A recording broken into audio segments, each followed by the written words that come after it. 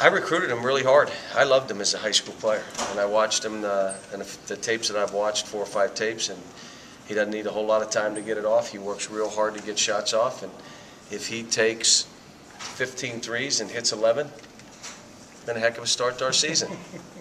I mean, you're not going to stop him from shooting them. He's going to shoot them.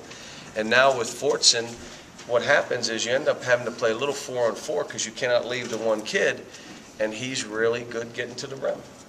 They're still trying to figure out how to play with him and how many minutes. They're still trying to figure it out.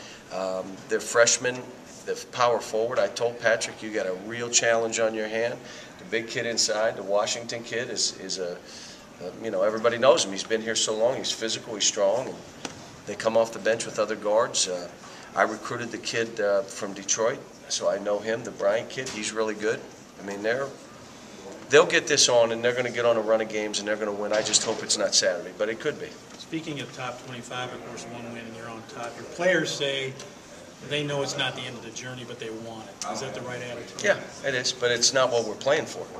We're playing for a #1 seed. Now, if this game Saturday helps us get a #1 seed, that's all fine. But you don't know. It's not life or death. I mean, our thing is let's go out and let's see if we're playing the way we need to play. What I did on Tuesday, the meeting was all based on we've got to start practicing like we're on a 2-game slide. We just lost 2 in a row. Now how are we going to practice? What are we going to do to get ourselves ready?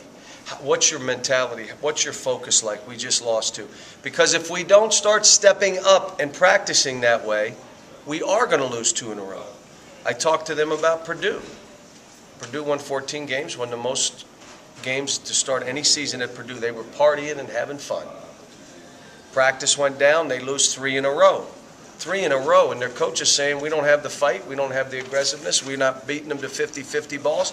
He sticks in a walk-on, whose name wasn't in the book, so they had to take a technical foul. But that is the kid that changed the game for them at Illinois. And he said, well, what did he do? He just played hard. He competed at a higher level than the other guys we have on the team. And that's what I told my team. I mean, if we're not competing, we're going to start losing games. It's just how it is. And I kind of put it in mathematical terms. If we're going like this, and this team starts going like that, at some point they're going to catch it. It may not be this week, but it'll be. They're going to. And so we've stepped it up a little bit. I've been more aggressive in practice. We've stretched practice out a little bit the last few days, probably another 15 minutes than I normally would do it this time of the year. We'll see. We may look at our game Saturday and say, please, Coach, don't ever do that again. But we'll find out. Have they responded, Cal, in They've a been way fine. that suggests we've just lost 2 in a row and we've got to... Sometimes, but then they revert because they're so young. And that's why we're able to play about a 25-minute ball game. How well do you know Pilford? Very well.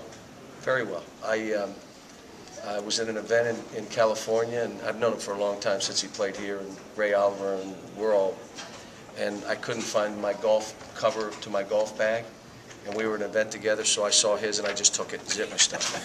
I called somebody, tell him to take mine. I took his. I couldn't find mine. And I still have it. Every time I see him, do you have my golf cover? Do you have it? So just took it. Have you ever coached against a guy who has his jersey up in the rafters of your arena?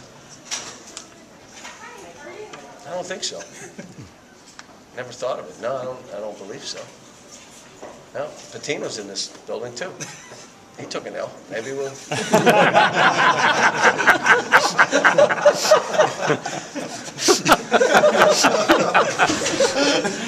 Hey, John, this is old business, but how key to the team was it that John and Eric meshed? You know, they have meshed. How important was that to the overall going for that #1 seed, et cetera, et cetera? Well, there's 2 things. Neither one was worried about the other in the recruiting process. When I went to Eric's high school and it was brought up by his high school coach, why would you recruit my player if you were still recruiting John Wall? And if you get my player, are you still going to recruit John Wall? And I said, yes, sir, I will. As we walked out of that meeting, Eric whispered in my ear, you notice I did not bring up John Wall's name. As we walked out, he just grabbed me and whispered. He said, I want to play for you. I'm not worried about John Wall. And John Wall, in the same regard, he wasn't worried about it. I hope I've been doing this long enough. If I have 2 of my best players are both 5 men, I figure out how to play them both at the same time. And if they're two shooting guards, I just figure out how to play them at the same time. And with these two, they're two of our better players, you play them. What we've got to get them to do is understand, and I sat them down and told them, you got to give the ball up early, or both of them are holding on to the ball too long. The second thing I told them is, if the game's on the line, who's shooting it anyway? You or you? One of you two. So you don't have to have it. You know when it's crunch time, you're getting plays and you're getting shots. And then I told them, you just got to look out for each other. But they're like two brothers. They enjoy playing with each other. They enjoy helping each other. They're not, one success is not affecting the other unless it's in a positive way. Couldn't